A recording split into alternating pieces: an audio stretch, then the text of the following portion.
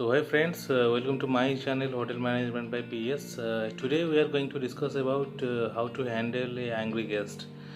मेरा last video में मेरा कुछ दोस्त ने मुझे सवाल किया था कि सर अपने कुछ एंग्री गेस्ट को कैसे हैंडल करना है उसके बारे में थोड़ा डिटेल्स में बताएंगे. So now we are going to start about how to handle a angry guest. देखिए, पहले हम लोग को ये जानना है कि एंग्री गेस्ट का मतलब क्या है.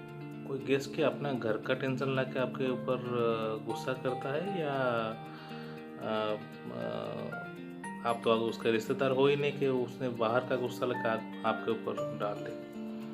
तो ऐसा कुछ एंग्री गेस्ट करके कुछ गेस्ट नहीं होते हैं. यूजुअली हमारा सर्विस के ऊपर सब कुछ डिपेंड करता है. देखिए, हमने होटल इंडस्ट्री में काम कर रहे हैं. बेसिकली ये एक इंडस्ट्री है जहाँ पे गेस्ट लोग बहुत सारा पैसा खर्च करके आते हैं फैसिलिटीज़ यूटिलाइज करने के लिए.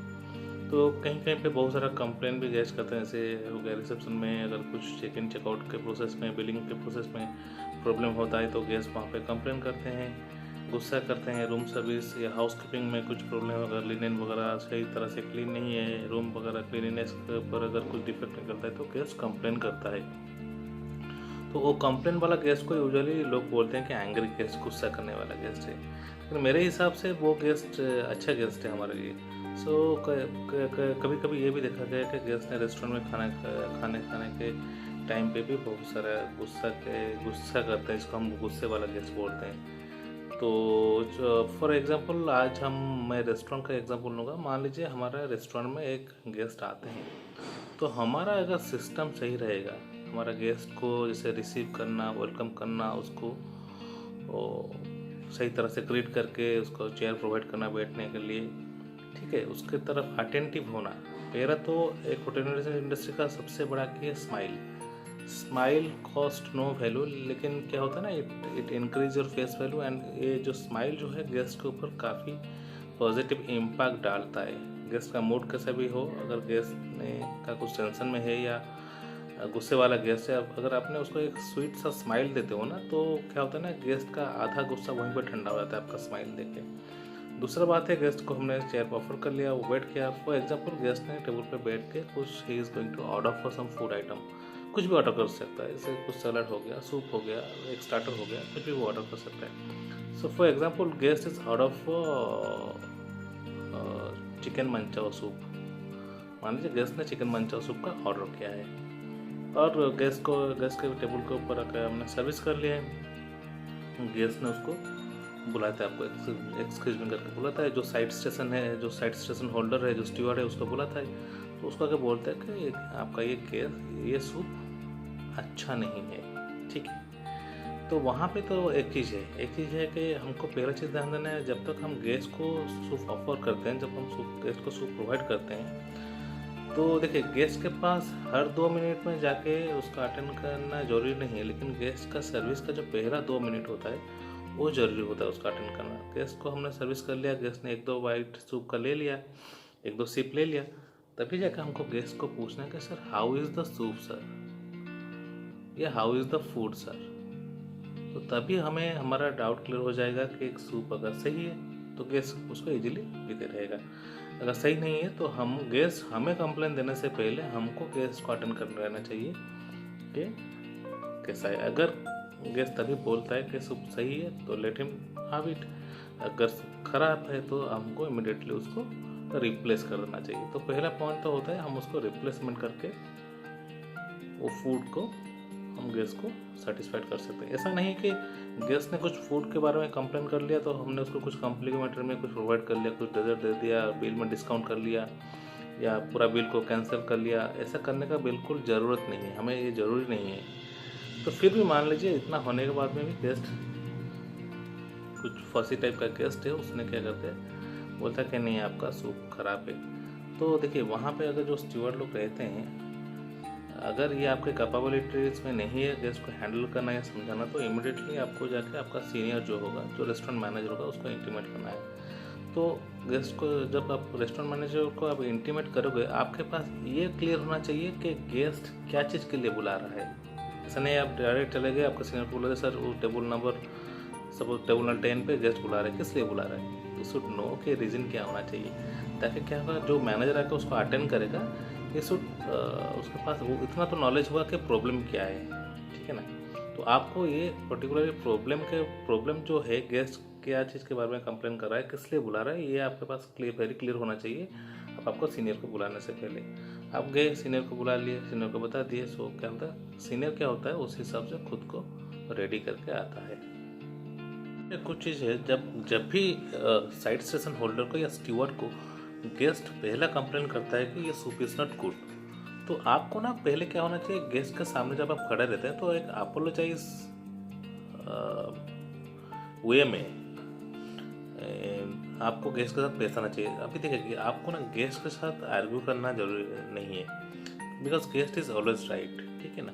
ये जो चीज़ है, गेस्ट इज ऑलवेज राइट, उसकी ये वाला फंडामेंटल हमेशा दिमाग में रखना है। तभी गेस्ट को सिखाना ये नहीं कि सर सूप ऐसे ही बनता है, सूप ऐसा ही बनता है, सूप में कैसा है, क्या प्रॉब्लम है, ये आपको पूछने का जरूरत नहीं है। क्योंकि जो गेस्ट सूप का वैल्यू पेड करके वहाँ पे सूप का ऑर्डर कर सकता है, he is well capabilities and he know the taste of the soup. उसके अलावा कुछ फंसी गेस्ट ऐसे भी होते हैं जैसे सूप सही रहता है लेकिन वो कंप्लेन करते हैं, तो उसके बारे में हम जैसे हमने अगर जो नॉर्मल गेस्ट है वहाँ पे हमने सूप को एक्सचेंज करके रिप्लेस करके हमने उस गेस्ट को सेटिस्फाइड कर सकते हैं।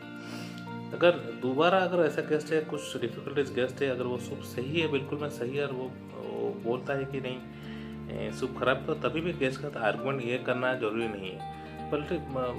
परंतु गेस्ट को एक डिप्लोमेटिक वे में पूछना, sir what is wrong with the soup, क्या कमी है उसमें, आप पोलाइट पूछ सकते हैं। एक पोलाइट वे में गेस्ट को पूछ सकते हैं सूप में क्या कमी है, नमक का कमी है या शुगर का कमी है या ज़्यादा स्पाइसी हो गया, क्या कमी है, so that will work out on that. फिर भी अगर आपको ऐसा लगे कि guest is looking for your senior, या नहीं तो आपके कैपेबिलिटीज़ में नहीं है, सो इमीडिएटली आप गेस्ट को ये बात बोलिए, sir just get me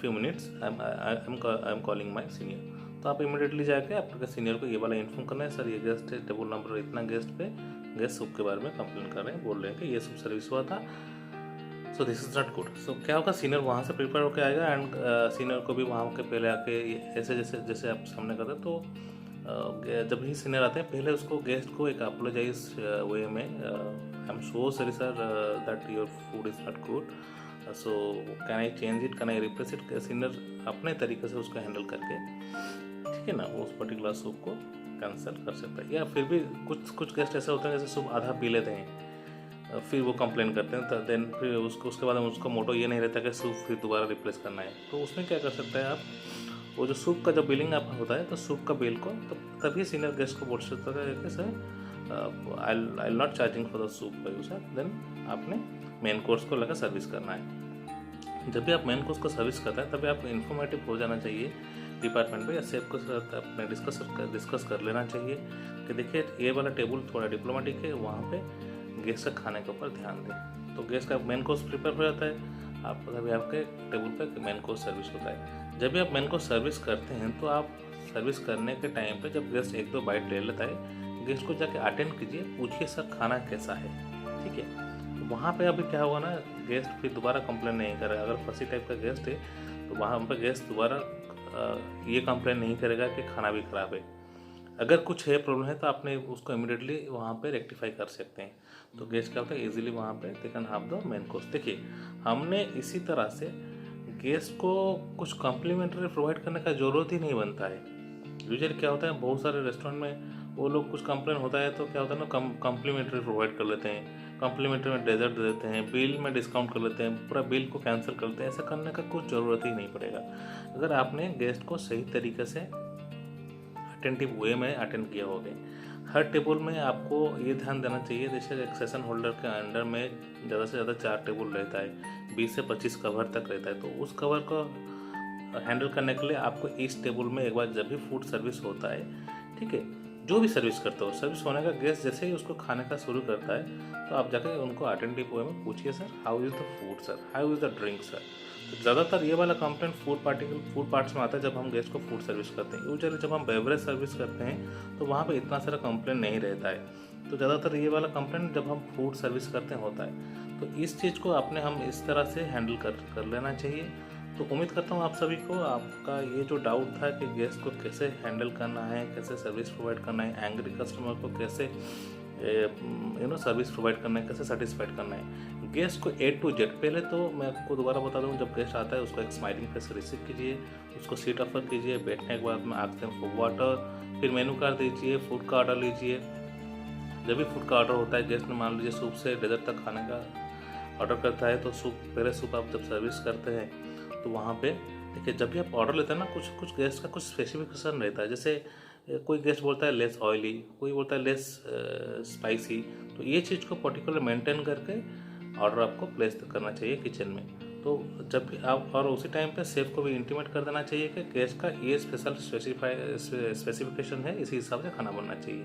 and वो खाना जब बन के आ जाता है, गेस्ट को हमारा जैसे तरीका है सर्विस करने का, उस तरह से सर्विस करके होने के बाद में गेस्ट को हमेशा ये चीज़ पूछने के लिए मत भूलिए कि हाउ इज़ योर फूड सर्व, और this should be with smiling face, एक स्माइल फेस में मेंटेन करके रखिए। देखिए गेस्ट कभी भी गुस्सा नहीं करेंगे, और गुस्से वाला गेस्ट जो भी होंगे वो सेटिस्फाइड होकर जरूर जाएंगे। तो उम्मीद करता हूँ आप सभी को आज का ये टॉपिक काफ़ी हेल्पफुल रहेगा। अगर आपके मन में कुछ और सवाल है तो मेरे को कमेंट्स कर सकते हैं, जिसका जवाब मैं देता रहूँगा। मिलते रहेंगे आपसे और एक नया टॉपिक में, तब तक के लिए